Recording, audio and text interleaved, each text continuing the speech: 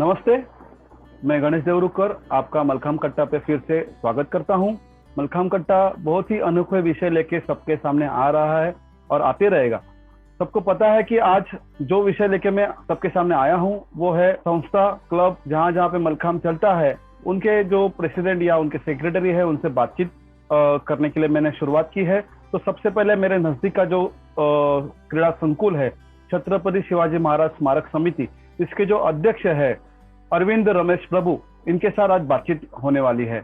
इनके साथ उनके अनुभव और उनका एक्सपीरियंस आज मलखाम कट्टा के माध्यम से पूरे भारत के मलखाम खिलाड़ियों के सामने आज मैं रखने की कोशिश करने वाला हूँ। अरविंद रमेश प्रभु को मैं आज रिस्पेक्ट से और मेरे बहुत ही नजदीक के रिलेशन से मैं दादा करके बोलता हूँ, तो बहुत टाइम मेरे मुंह से दादा करके आने वाला है। दादा के बारे में बताना चाहूंगा कि दादा महाराष्ट्र केबल ऑपरेटर फेडरेशन के प्रेसिडेंट है, उसके साथ ही वर्ल्ड चाइल्डहुड फेडरेशन के वो ट्रस्टी है, उसके साथ ही द सबर्बन टेबल टेनिस के एसोसिएशन के वो प्रेसिडेंट है, डिजिटल इंडिया टास्क फोर्स के वो 2016 से 2019 तक के वो सदस्य रह चुके हैं। मुझे बताने में गर्व फील होता है, मलखाम संघ अंधेरी के वो प्रेसिडेंट है। तो आज बहुत ही अच्छा मलखाम के साथ उनका नाता जुड़ा हुआ है। जब से क्रीड़ा संकुल शुरुआत हुई है तब से मलखाम वहां पे खेल शुरुआत हो गई है। तो दादा आपका मलखाम कट्टा पे स्वागत है। नमस्ते गणेश जी। सबसे पहले मैं आपको धन्यवाद देना चाहता हूं कि आपने मुझे इस मलखाम कट्टे पे आज बुलाया है और आपने जो मेरा इंट्रोडक्शन किया उसके बारे में बहुत बहुत धन्यवाद। धन्यवाद दादा। आज अभी हमारा जो मलखाम कट्टा का चर्चा सत्र है वो पहली बार मैं 1-to-1 लेने की कोशिश कर रहा हूँ।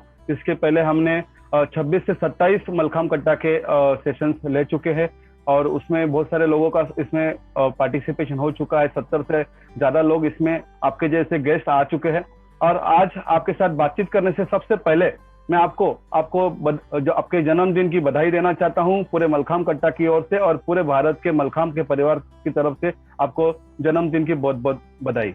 धन्यवाद गणेश जी, धन्यवाद। बहुत अच्छा लग रहा है दादा कि आपका जन्मदिन है और आप मलखाम कट्टा पे अपना समय लेके आए हैं और अभी आपके साथ जो बातचीत होने वाली है तो मुझे पूरा विश्वास है कि आपकी बातचीत से बहुत सारे क्लब को इसका हेल्प होने वाला है। तो दादा सबसे पहले मैं पूछना चाहता हूँ, जो आपका हमने जो क्लब शुरुआत की उसका मेन उद्देश्य क्या था, उसका मेन शुरू करने का पीछे क्या टारगेट था जो हमने शुरुआत की, इसके बारे में आप बताइए। धन्यवाद गणेश जी।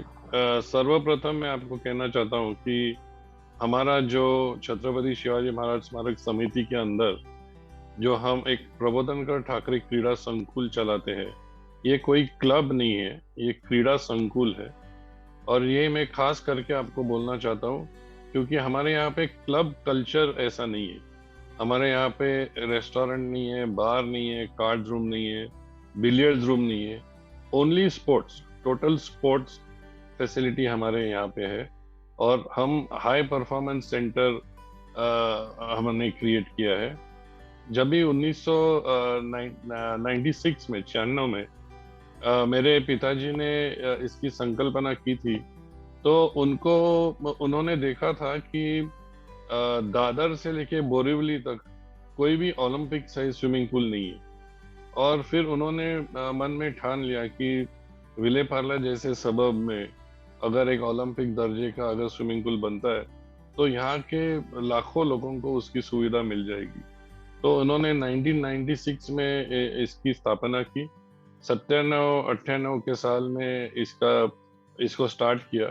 और मैं कहना चाहता हूँ कि गए पिछले 22-23 साल में हजारों की तादाद में हमने यहाँ पे स्विमिंग का प्रशिक्षण दिया है और काफी लोग हमारे यहाँ से ऑल्सो जो स्टेट और नेशनल लेवल पे हमारे यहाँ से चुने गए हैं। तो जो विचार था मेरे पिताजी का, वो हेल्थ एज ए क्या बोलते हैं, लाइफस्टाइल। सो हेल्दी लाइफस्टाइल सबने आजमाना चाहिए। तो जैसे हम बोलते हैं कि हमको एक हेल्दी लाइफस्टाइल हमको चलना है, तो हेल्थ एज अ लाइफस्टाइल ये इन्होंने प्रमोट किया कि बच्चे लोगों से लेके, यानी हमारे यहाँ पे 4 साल के बच्चों से लेके 70-80 साल के जवान हमारे यहाँ पे आते हैं, और गए 22-23 साल से हमारा ये चल रहा है। तो हेल्थ एज अ लाइफस्टाइल हम प्रमोट करते हैं यहाँ पे विले पार्ला में, और हमारा उद्देश्य यही है कि ओलंपिक्स में हमारे यहाँ से कोई एक एटलीस्ट एथलीट हम पहुंचा सकेंगे। तो ये हमारी कोशिश है। बहुत बहुत धन्यवाद दादा। आप अभी मैं ये खुद इस क्लब से जुड़ा हूँ, इस संकुल से जुड़ा हूँ, तो मुझे सब पता है। लेकिन आज मुझे आपके माध्यम से, ये मलखाम कट्टा के माध्यम से पूरे भारत की जनता के पास ये आपके विचार लेके जाने हैं कि ये विजन लेके कि आज हमारे देश से एक खिलाड़ी ओलंपिक पार्टिसिपेशन एटलीस्ट करे, ये संकुल का उद्देश्य हम सबके सामने अगर रखेंगे तो हमारे देश में, हमारे पूरे क्लब में, अलग अलग संकुल में इतनी ताकत है कि हम लोग एक नहीं हजारों की तादाद में हम लोग मलखाम के साथ ही बहुत अलग अलग खेल में ओलंपिक खिलाड़ी लेके जा सकते हैं। जरा मुझे ये पूछना है कि आप स्पोर्ट्स का कल्चर आपके यहाँ पे कैसे, किस तरह से मेंटेन करते हैं, उसके बारे में बताइए। पहले तो हम बच्चों से स्टार्ट करते हैं। हमारे यहाँ पे 2.5 साल के बच्चे और उनके पेरेंट्स भी आते हैं, तो हम टॉडलर्स जिम्नास्टिक्स उनको सिखाते हैं। स्विमिंग का कोचिंग हम लोग 4 या 5 साल से हम लोग चालू करते हैं। फिर हमारे पास शूटिंग है जो हम 8 साल से चालू करते हैं। उसके बाद मलखाम है जो हम 7-8 साल के बच्चे लोगों से चालू करते हैं। फुटबॉल है, क्रिकेट है। तो कैच देम यंग जैसे एक जो प्रोवर्ब है, नारा है, तो हम बच्चों से लेके हम बड़ों तक हम वो इंस्टिल करते हैं स्पोर्ट्स एज ए लाइफस्टाइल। दूसरी एक चीज मैं आपको खास बताना चाहता हूँ कि हमारे यहाँ पे जो बच्चे आते हैं, वो जो एनवायरनमेंट हमने क्रिएट करके रखा है, वहाँ पे बच्चे लोग खुद अपने आप अपने मोबाइल घर पे रखते हैं। कोई मोबाइल पे खेलता नहीं है, कोई मोबाइल पे टाइम पास नहीं करता, और आके टोटल स्पोर्ट्स, यानी वो जो एटमॉस्फेयर हमने क्रिएट किया है वो टोटल स्पोर्ट्स एटमॉस्फेयर है। हमारे जो कोचेस हैं, हमारे जो इंस्ट्रक्टर्स हैं, हमारे सिक्योरिटी है, ये सब लोग एकदम डिसिप्लिन्ड है, और इन्होंने एक रिस्पेक्टफुल जो अपना एक नागरिक होता है वो कैसे बनेगा, ये हम शुरुआत से ही बच्चे लोगों को सिखाते। इसमें एक खास मैं बात कहना चाहूंगा आपको कि बच्चों से लेके बड़ों तक हम दूसरों का आदर, दूसरों का रिस्पेक्ट कैसा करना है, ये भी हम लोग सिखाते। तो जो भी बच्चे आते हैं, पहले उनको अपने कोचेस को रिस्पेक्ट देना पड़ता है, नमस्ते करना पड़ता है, या हमारे यहाँ पे अलग अलग टाइप के हमारे जो सल्यूट्स है वो करने पड़ते हैं, और उसके बाद ही ये प्रशिक्षण चालू होता है। तो बच्चों से लेके हम अपने बड़ों को कैसे रिस्पेक्ट दे, यहाँ से हम स्टार्ट करते। और पूरा एटमॉस्फेयर जो हमारे यहाँ पे वो कम्प्लीटली स्पोर्ट्स एटमॉस्फेयर है। उसमें बच्चों से लेके बड़ों तक सिर्फ स्पोर्ट्स एंड ओनली स्पोर्ट्स का विचार करते हैं। वो सही है दादा। आज मतलब हमारे यहाँ पे 2-2.5 साल के बच्चों से शुरुआत होती है, 70-80 साल तक आज लोग आते हैं खेलने के लिए, अलग अलग खेल। मैंने देखा है कि वो लोग आते हैं, डिसिप्लिन में खेल खेलते हैं और चले जाते हैं। कहाँ पे ऐसे खड़े हैं, बातचीत कर रहे हैं, टाइम पास हो रहा है, ऐसे कुछ नहीं। तो ये जो कल्चर डिसिप्लिन ऑटोमेटिकली जो डेवलप हुई है अपने यहाँ पे, जो मुझे दिखाई देती है, ये सब जगह पे होना चाहिए। आज हम लोग कोई भी एक खेल लेके नहीं जा रहे, हम लोग सब खेल आगे लेके जा रहे हैं। बाकी कभी कभी मैं नाम नहीं लेना चाहता हूँ, लेकिन कोई की खेल है वो सिर्फ क्रिकेट को प्रमोट कर रहा है, या कोई XYZ खेल को प्रमोट कर रहा है। एक ही छत के नीचे, एक ही छत्र छाया के नीचे मल्टीटास्किंग खेल डेवलप करने का अपना जो संकुल है, वो सब लोग ने ये लेना चाहिए, इससे कुछ सीखना चाहिए। और जैसे आपका जो आदर्श है कि ओलंपिक में एक तो खिलाड़ी जाना चाहिए। सबको पता है मलखाम फील्ड में कि मेरी लड़की सिया देवरुखकर वो स्विमिंग में नेशनल प्लेयर है। ये सब आप लोगों का ही आशीर्वाद है दादा, इसका मुझे पूरा गर्व है। और मुझे एक बात पूछनी है दादा कि इतने खेल है, मैं नाम लेना नहीं चाहता हूँ सब खेल का, लेकिन ऑन एन एवरेज हमारे पास 20 एक्टिविटीज अलग अलग चलती है। कल्चरल एक्टिविटीज भी चलती है, डांस, क्लासिकल डांस से लेके खेल। तो उसमें आपने मलखाम खेल को भी आज जगह दी है, मलखाम खेल भी आपको भी बढ़ावा दे रहे। तो ये भारतीय खेल को भी आप इसमें जोड़ने के पीछे आपका क्या रीजन था, या ये क्यों जोड़ा आपने, इसके बारे में बताइए। तो मलखाम ये ऐसा गेम है, यानी इसको हम बोल सकते हैं कि मलखाम सबसे जो बॉडी डेवलपमेंट करने में जो एक हो सकता है गेम, यानी nervous system, skeletal system, muscular system, all three systems को ये डेवलप कर सकता है। तो बच्चों ने शुरुआत मलखाम से ही करनी चाहिए। जब मैं भी स्कूल में था तो हमारे यहाँ पे महिला संघ करके स्कूल है, वहाँ पे मैं खुद मलखाम में करता था। और वो मलखाम करने से जो बॉडी में जो एक फ्लेक्सिबिलिटी आ जाती है, कोर स्ट्रेंथ जो डेवलप होती है, तो वो कोर स्ट्रेंथ बड़े होके फिर आगे बहुत इम्पोर्टेंट रहती है। तो जैसे गणेश जी, आप तो जानते हैं कि आप मेरे पीछे लगे थे मलखाम शुरू करने के लिए, लेकिन मेरे पिताजी ने ही तभी मलखाम हमारे यहाँ पे शुरू किया था। और आपको पता है कि पिताजी भी मलखाम के एक फैन रह चुके हैं, और उनकी वजह से ही आज हमारे संकुल में मलखाम है।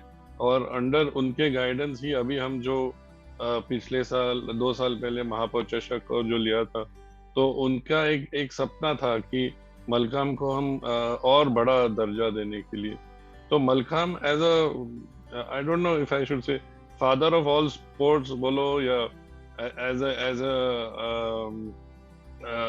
कोई भी स्पोर्ट खेलने के पहले मलखाम जरूर करना चाहिए, क्योंकि बॉडी की ओवरऑल डेवलपमेंट ये मलखाम से ही होती है। उसके बाद चाहिए तो कोई स्विमर बने, कोई जिम्नास्टिक बने, कोई जो भी बन सकता है, एक वो बन सकता है। और सबसे इम्पोर्टेंट मलखाम में मैं बोलना चाहता हूँ कि जो कंसंट्रेशन लेवल लगता है मलखाम में और कोर स्ट्रेंथ डेवलपमेंट होती है, यही दो चीजें जो रहती है वो आगे के कोई भी स्पोर्ट में आपको बेनिफिट रहती है। तो इसलिए हमने मलखाम, हमारे यहाँ पे मलखाम करते हैं। आप हमारे यहाँ पे कोच है, बच्चे लोग भी करते हैं, हमारे जिम्नास्टिक कोच भी, हमारे स्विमिंग डाइविंग की लड़के लोग और लड़कियां वो भी मलखाम पे ही प्रैक्टिस करते हैं। तो mallakhamb is the beginning of all competitive sports, ऐसे मैं सोचता हूँ। और एक डिसिप्लिन भी जो मलखाम में है वो भी हमारे एथलीट्स के लिए अच्छी होती है। तो ये सब सोच के ही हमने मलखाम को बढ़ावा देने की कोशिश की है। बहुत बहुत धन्यवाद। जिस तरह से दादा आपने अभी बात की मलखाम के बेनिफिट के बारे में, मुझे तो खुद को कॉम्प्लेक्स फील हो रहा है कि आप मेरे से ज्यादा आज मलखाम के बारे में बेनिफिट बता रहे हैं। ये मुझे गर्व फील हो रहा है कि मैं जिस संकुल से जुड़ा हूं उसके प्रेसिडेंट को मलखाम के बारे में इतनी जानकारी है डिटेल में, जिसके बारे में मैंने कभी आपके साथ जिक्र नहीं किया। दादा आपने बहुत अच्छे से बताया। और डॉक्टर रमेश प्रभु जी ने जिस तरह से मलखाम खेल को बढ़ावा देके शुरुआत की 20 साल पहले, तभी के जो सीएम थे उनके हाथ से मलखाम के ओपनिंग के लिए उनको बुला के मलखाम की शुरुआत की थी। इतनी उनकी बड़ी पोस्ट थी। खुद मुंबई के एक्स मेयर रह चुके हैं, एमएलए हो चुके हैं। उसके साथ ही पुष्पाताई प्रभु जी, जो आपकी माता जी जिनको हम लोग ताई बोलते हैं, उनका भी मलखाम के ऊपर बहुत अच्छा एक सॉफ्ट कॉर्नर दिल था, जो हमें हमेशा मोटिवेट करते आ रहा है। और उसी के वजह से, उनके ही आशीर्वाद की वजह से हमने बहुत ही बड़े लेवल किया। 29th all India invitation Mumbai mayor cup competition अपने यहाँ पे ऑर्गेनाइज किया था, और सभी देश ने वो देखा था। और उस कंपटीशन में पहली बार आज खिलाड़ी जाते वक्त हंसते वक्त आया और हंसते वक्त निकल गया। ये आपका श्रेय है दादा। अपने साथ तो पूरी अच्छी टीम है, लेकिन आपने कहाँ पे भी कहा रोका नहीं, टोका नहीं। तो मेरा अगला प्रश्न ऐसे कि कंपटीशन की लेवल आप किस तरह से मेंटेन करते हैं? क्योंकि शायद किसी बहुत जन को पता नहीं कि हम लोग आरवाईपी नाम के से बहुत सारे अलग अलग स्पोर्ट्स के अलग अलग लेवल के कंपटीशन ऑर्गेनाइज करते हैं। तो उसके बारे में भी दादा कुछ बताइए। नहीं, आरवाईपी की जो संकल्पनाएं है वो जब मेरे पिताजी 2016 में गुजर गए, तो मुझे उनके नाम से एक टूर्नामेंट आयोजित करनी थी। और मेरे पिताजी खुद भी टेबल टेनिस प्लेयर रह चुके हैं। इंटरमेडिक्स में उन्होंने टेबल टेनिस का खिताब जीता था। तो he was already a good sports person. And जो आरवाईपी टूर्नामेंट हम रखते हैं, ये पूरे हाई परफॉर्मेंस की हम टूर्नामेंट रखते हैं। यानी देश भर के सभी खिलाड़ी, जो भी उनका खेल होगा, चाहे स्विमिंग हो, शूटिंग हो, जूडो हो, मलखाम हो, जो भी होगा, ये सब जो हाई परफॉर्मेंस स्टेट या नेशनल लेवल के प्लेयर्स को ही हम बुलाते हैं। और हमारे जो बच्चे हैं, जो संकुल में है, जो अभी सीखना चाहते, वो बच्चे लोग भी ये पूरे 10 दिन का जो हमारा एक, जैसे कहो कि एक स्पोर्ट्स एग्जीबिशन को, टूर्नामेंट को, इसमें सब पार्टिसिपेट करते हैं। बच्चे लोग भी हाई कंपटीशन देखते हैं, और जब ये बच्चे लोग इस स्तर का परफॉर्मेंस देखेंगे तो वो मोटिवेट हो जाते हैं। आपको पता होगा कि हमने मलखाम के लिए स्पेशल सीटिंग अरेंजमेंट की थी।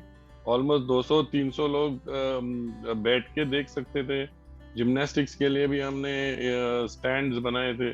तो जब ये बच्चे लोग हाई परफॉर्मेंस देखते हैं कि इंडिया का बेस्ट जिम्नास्ट या इंडिया का बेस्ट मलखाम करने वाला या इंडिया का बेस्ट शूटर वो किस लेवल पे गया है, तो वो बच्चा अपने आप मोटिवेट होता है। और ये मोटिवेशन हमने लाया है आरवाईपी टूर्नामेंट में, कि आरवाईपी टूर्नामेंट जो आज इंडिया में हम गए 3 साल से कर रहे, लास्ट ईयर कर नहीं पाए कोविड की वजह से, होपफुली इस साल कर सकेंगे। तो ये high level, high performance level आम बच्चे लोग को जो अभी स्टार्ट करें उनको देखने के लिए हम प्रेरित करते हैं, और वो देख के वो मोटिवेट हो जाते हैं और फिर अपना अपना रास्ता वो लोग चूज करते हैं। तो आरवाईपी का विचार ऐसे हो गया था कि एक अच्छे दर्जे के खेल हम अपने संकुल में ऑर्गेनाइज करें। So that was the concept behind it. बहुत बहुत धन्यवाद दादा। आज तीसरे आरवाईपी कंपटीशन में मलखाम खेल का भी समावेश था, और उसमें मलखाम खेल में जोनल लेवल की कंपटीशन हमने रखी थी, और चौथे आपने जिक्र किया था कि अभी नेक्स्ट कंपटीशन मलखाम का आरवाईपी में हम लोग नेशनल लेवल का लेंगे, लेकिन शायद कोविड की वजह से हो नहीं पाया। लेकिन ये अपना सपना, जब भी हमारा आरवाईपी कंपटीशन होगा तो भी मलखाम के खिलाड़ियों को अच्छा प्लेटफॉर्म मिलेगा, ये मुझे आपसे आशा है। दादा, मेरा अगला प्रश्न ऐसा है कि एक संकुल हुआ, एक क्लब हुआ, तो लोगों की अपेक्षाएं आपकी तरफ ज्यादा आती है, लोग ज्यादा आपकी तरफ अट्रैक्ट होते हैं। आजू बाजू के स्कूल्स को तो आपने स्विमिंग में अच्छी फैसिलिटीज दी है, कम से कम रेट में उनको मैक्सिमम लोग आज आके स्विमिंग और अलग अलग फैसिलिटी लेती है। तो ऐसे कुछ फाइनेंशियली कंडीशन में कभी आपको दिक्कतें आई है, कभी प्रॉब्लम्स होते हैं, तो उसको किस तरह से आप संभालते हैं दादा? नहीं, शुरुआत से ही पिताजी ने जो एक हमारा एक डिसिप्लिन रखा था कि कम से कम दाम में हम बेस्ट फैसिलिटी ऑफर करें, वही अभी भी हमने चालू रखा है। फाइनेंशियल डिफिकल्टीज आती रहती है, लेकिन हम जब भी कोई टूर्नामेंट होता है या कोई भी ऐसे कंपटीशन रहता है, हम कई लोगों को हम लोग रिक्वेस्ट करते हैं कि कोई कुछ डोनेशन करो। तो हमारे पास जो डोनर्स रहते हैं वो अपने आप थोड़ा आके कुछ ना कुछ स्पॉन्सर करते हैं। जैसे मलखाम में आपको पता है कि हमने बच्चे लोगों को 3 टाइम का खाना अच्छी तरह दिया था। तो खाना, और वो भी एयर कंडीशन हॉल में, पहली बार मेरे ख्याल से मलखाम के बच्चे लोग ने खाना अच्छी तरह खाया। तो इन बच्चे लोगों का खाना था वो किसी ने स्पॉन्सर किया था, और उसकी वजह से वो हम अच्छा खाना दे सके। हमारी खुद की कैंटीन है, इसके लिए रेट भी हमको अच्छा मिला। बल्क में हम सामान लाते थे और बल्क में उसका जो बनता था, तो दिन में 200-300 बच्चे लोग अच्छा खाना खा सकते थे। तो ऐसे ही मैं रिक्वेस्ट करता हूँ अपने दोस्तों को, अपने फ्रेंड्स, फैमिली अगर हो। अभी हमने आरवाईपी स्टेट लेवल टूर्नामेंट की थी टेबल टेनिस की, तो उसमें भी हमको डोनेशन मिला। मेरे फैमिली ने भी थोड़ा डोनेशन किया, बहन ने, भाई ने। तो ऐसा मिलके मलखाम के लिए मेरे चाचा ने थोड़ा डोनेशन दिया था। तो ऐसा करके, बिकॉज हम अभी 23 साल से ये कर रहे हैं, तो कोई ना कोई आगे आके हमको थोड़ा डोनेशन देता है। पैसे की कमतरता है, अगर कहीं से ज्यादा पैसा उपलब्ध आता है, होता है, तो उसका हम अच्छा उपयोग करेंगे, ये तो आपको पता ही है। और लेकिन ऐसे गेम्स में सिर्फ ज्यादा पैसा होना इम्पोर्टेंट नहीं है, तो जो जितना चाहिए उतना ही होना चाहिए, और प्रॉपर्ली वो उसको प्रॉपर्ली यूटिलाइज होना चाहिए। ऐसे फजूल का कोई खर्चा नहीं करना चाहिए। और उस पे मेरी माताजी जो थी वो बहुत पर्टिकुलर थी अबाउट एक्सपेंसेस। और अभी उनके गुजर जाने के बाद हमारे डॉक्टर मोहन राणे हैं, वो ये अकाउंट्स में काफी मेटिकुलसली देखते हैं, और कुछ भी फजूल का खर्चा हम नहीं करते। तो इस तरह से फाइनेंशियल एक भगवान का एक हमारे पे शायद एक हाथ है कि हम अभी तक फाइनेंशियल मैनेज कर सकते हैं। और कोविड पीरियड में भी हमने हमारे स्टाफ को भी, सभी स्टाफ को रखा, उनको हालांकि कभी कभी हमने आधा सैलरी दिया, लेकिन होल ईयर हमने सैलरी सबको दिए। और अभी भी इस कठिन परिस्थिति में हम स्टाफ को अपने 50% सैलरीज तो देके किसी को अभी एक भी स्टाफ को हमने निकाला नहीं। तो भगवान की दया से चल रहा है। अगर अभी लॉकडाउन खुलेगा मई एंड या जून से, और गवर्नमेंट अगर अलाउ करती है स्विमिंग जिम्नास्टिक्स करने के लिए, तो फिर से भगवान की दया से हमारी परिस्थिति में सुधार हो जाएगा। दादा, अच्छे लोगों के साथ अच्छे लोग हमेशा जुड़ते हैं, ये तो मैंने सुना था, लेकिन मैंने देखा भी है। लेकिन सिर्फ पैसा आना ये ज्यादा इम्पोर्टेंट नहीं है। मैंने देखा है कि बहुत लोग संकुल स्पोर्ट्स कॉम्प्लेक्स में पैसा आता है, लेकिन उनको यूटिलाइज करने मिलता भी नहीं है। आपका ये बड़ा दिल है कि आप कभी भी किसी चीज को ना नहीं बोला है।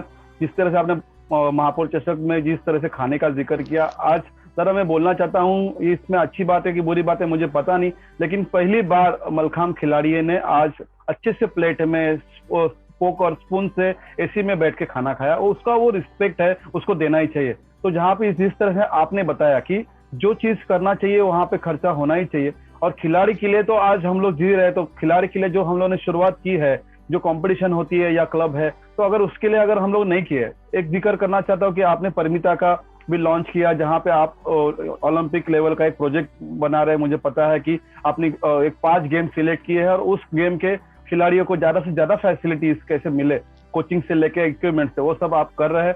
उसके साथ ही आपने एक रिसर्च सेंटर अपने यहाँ पे बना के रखा है कि खिलाड़ी का आयु भी खेल में किस तरह से ज्यादा बेहतर हो जाए और उसका परफॉर्मेंस भी कैसे बढ़े। ऐसे बहुत कम लोग सोचते हैं कि रिसर्च सेंटर होना चाहिए, तो वो चीज या वो जगह कुछ और कमर्शियल चीज के लिए लोग यूज करते हैं, वो मैंने देखा है। वो आपने खिलाड़ियों के लिए यूज किया है, ज्यादा से ज्यादा जगह आपने खेल के लिए यूटिलाइज किया है, तो ये ज्यादा आपका बड़प्पन है। तो मैं जरा पूछना चाहता हूँ कि स्पोर्ट्स लाइब्रेरी के बारे में आपका क्या विचार है? स्पोर्ट्स लाइब्रेरी होना चाहिए, और उसके बारे में आपकी क्या राय है? नहीं, स्पोर्ट्स लाइब्रेरी तो बिल्कुल होनी चाहिए, क्योंकि जो भी खिलाड़ी है उनको रेफरेंस के लिए, उनको नए नए टेक्निक सीखने के लिए स्पोर्ट्स लाइब्रेरी होनी चाहिए। लेकिन अभी स्पेस का एक तो कंस्ट्रेंट है, और दूसरी चीज ऐसे है कि अभी जो लाइब्रेरी के लिए जो बुक्स और जो चाहिए वो अभी हमारे पास उसकी अनफॉर्चुनेटली वो उपलब्ध नहीं है। थोड़े हमारे मैं थोड़े दुख के साथ कहना चाहता हूँ कि हमारे साठे सर जो थे, उन्होंने काफी हमको स्विमिंग के बुक्स और दिए, लेकिन उसका किसी ने उपयोग किया नहीं। तो मैं सोच रहा था कि स्पोर्ट्स लाइब्रेरी कैसे करेंगे, तो उसके लिए अभी हमने करके रखा है कि एक क्लासरूम हमने किया है। वो क्लासरूम में इंटरनेट फैसिलिटीज दिए हैं, एक मॉनिटर दिया है, जो भी चाहिए, जो जिसको भी चाहिए वो आके उसका उपलब्ध करके ऑडियो विजुअल की तरह वो अपना एक स्पोर्ट्स का इंफॉर्मेशन, स्पोर्ट्स कोचिंग और जो भी उसको जानकारी चाहिए, वो हमारे बेसमेंट में एक रूम बना है, उसमें internet services and visual services are there. तो वो आके खुद का रिसर्च भी कर सकता है, ऐसी सुविधा हमने की है। तो it's not a library, but definitely जो भी इंफॉर्मेशन चाहिए वो ऑडियो विजुअल की तरफ से वो ले सकता है। और अगर उसको घर पे लेके जाना है तो उसको सिर्फ हार्ड डिस्क में ले या अपने पेन ड्राइव में लेके वो करना है। तो ये अपने यहाँ पे है। आपकी एक सोच अच्छी है कि एक लाइब्रेरी होनी चाहिए, उसके लिए जो मटेरियल चाहिए वो हमारे पास नहीं है। अगर कोई उसको देता है तो हम जरूर उसको एक जगह ढूंढ के हम वहाँ पे उसको एक कॉर्नर बनाएंगे जहाँ पे all kind of sports books are available. तो it's a good thought, and मेरे ख्याल से करना चाहिए। और बच्चों को ज्यादा ऑडियो विजुअल भी आजकल दिखाने का नहीं है, तो अगर ये पढ़ना लगते हैं तो मुझे लगता है कि ये बहुत अच्छी बात हो जाएगी कि बुक्स लेके पढ़े। दादा, बहुत अच्छे विचार है, क्योंकि आज बुक 100 साल से ज्यादा जीवित रहता है, और आज ऑनलाइन पे कुछ है, कल आज इलेक्ट्रिसिटी नहीं है, मोबाइल चार्ज नहीं है, तो हम लोग फंस जाएंगे हमारे डेवलपमेंट के लिए। तो बुक के सिवा हमारे लाइफ में कुछ है नहीं, और ये विचार आपके साथ ही मिला है, आपके पास से ही मिला हुआ है मुझे। जरा मलखाम के लिए अगर किसी को रिसर्च करना है तो आपसे सहयोग और आपका मार्गदर्शन मिल सकता है क्या दादा, संकुल की तरफ से? नहीं, मोस्ट वेलकम। जिसको रिसर्च करना है वो आके मेरे साथ बात करे, but it has to be a properly laid down research. ऐसे ही आर्बिट्री किसी ने नहीं करना चाहिए, और उसके लिए जो भी चाहिए हम देने के लिए तैयार है। और वो आके मेरे से मिलके अगर उनका प्रोजेक्ट मुझे समझाते हैं कि किस चीज़ पे रिसर्च करना है, तो बिल्कुल इसको मैं और हमारे जो ट्रस्टीज है सब लोग मिलके हम लोग उसको जरूर उसको एक प्रोत्साहन करेंगे।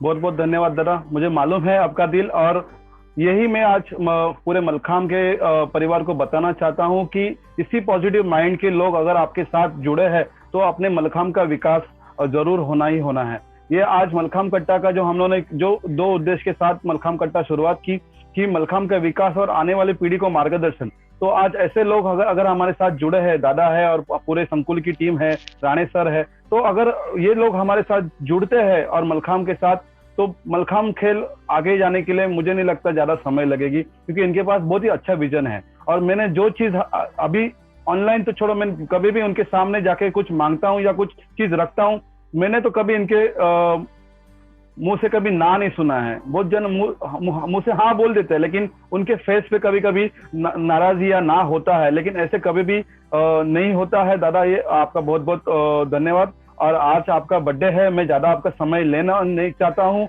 आज आपके बर्थडे के दिन आपने अपना बहुत ही अच्छा विजन मलखाम खिलाड़ियों के सामने रखा। बहुत अच्छे क्लब्स इसमें कुछ ना कुछ सीख लेंगे। मुझे नहीं लगता है कि आज कोई भी क्लब मलखाम खेल शुरू करने के लिए हिचकिचाएगा कि क्यों इसको शुरुआत करे, इसमें हम लोग को क्या आमदनी मिलने वाली है, हम लोग को क्या मिलने वाला है। लेकिन मलखाम खेल सिर्फ रुपया नहीं तो बहुत सारी चीज दे के जा सकता है। दादा ने हमको बताया कि बाकी सब खिलाड़ियों को, दूसरे कोई भी खेल के खिलाड़ी है, उनको आगे लेके जाने के लिए, क्लब का नाम रोशन करने के लिए मलखाम खेल सबसे बेस्ट खेल है। और दादा आप मलखाम खेल से जुड़े हैं बताने के लिए मुझे बहुत गर्व फील होता है। और मैं हमेशा आखिरी में एक प्रश्न पूछता हूँ सभी आने हुए गेस्ट को, ये आज का हमारा इंटरेक्शन सेशन आपको कैसे लगा, इसके बारे में आपका अनुभव दादा बताइए। सबसे पहले गणेश, मैं आपका बहुत बहुत धन्यवाद देना चाहता हूँ, और आपके इस जो आपने उपक्रम लिया है ये मलखाम कट्टा, वो बहुत ही सराहनीय है। और इस माध्यम से आप बहुत से लाखों घरों में पहुंचे, लाखों घरों में मलखाम कट्टा जाए, वहाँ पे उनको एजुकेटिव एंड इंफॉर्मेशन मलखाम के बारे में मिले, ऐसी मैं प्रार्थना करता हूँ। ऐसा जो इंटरेक्शन होता है वो काफ़ी अच्छा है, और बहुत बहुत बधाइयाँ आपको कि आपने इस उपक्रम लिया है, और आगे की आपकी जो जर्नी है उसके लिए मैं आपको बहुत बहुत ये देना चाहता हूँ, शुभकामनाएं देना चाहता हूँ कि आप ऐसे ही मलखाम के बारे में प्रचार करें, प्रसार करें, और लाखों घरों में मलखाम के बारे में आप इंफॉर्मेशन दें, और लाखों लोगों को आप मोटिवेट करें मलखाम करने के लिए। बिकॉज इट्स अगेन, जैसे sports is a health free lifestyle, similarly mallakhamb is the beginning of a health free lifestyle. तो आई थिंक मलखाम के लिए आप सबको प्रेरित करें, और आपका ये उपक्रम जो है वो बहुत अच्छा है। धन्यवाद। बहुत बहुत धन्यवाद दादा, आपका बहुत बहुत अच्छे विचार और आपके विजन आज मलखाम परिवार के सामने आपने रखे, इसका मुझे विश्वास है कि सबको बहुत अच्छा बेनिफिट होने वाला है। श्री पार्लेश्वर व्यायाम सभा के प्रेसिडेंट एडवोकेट पराग आलोनी जो विले पार्ले के MLA है, इनका हमें सपोर्ट मिलता है, उनका भी धन्यवाद। उसके साथ ही मेरे गुरु महेश अटारे सर, इनके विचार से आज नए नए मैं विषय लेके आपके सामने आता हूँ, उनका भी बहुत बहुत धन्यवाद। उसके साथ मलखाम कट्टा की पूरी बैकबोन की टेक्निकल टीम जो आज मलखाम कट्टा लगन से कर रही है, अपना सब काम संभाल के मलखाम कट्टा आगे लेके जाने के लिए एक साथ जुड़ी हुई है, उस पूरी मलखाम कट्टा की टेक्निकल टीम को मैं बहुत मन से धन्यवाद देता हूं। और आज का सत्र यहाँ पे समाप्त होके मैं आज मेरे वाणी को विराम देता हूं। जय हिंद।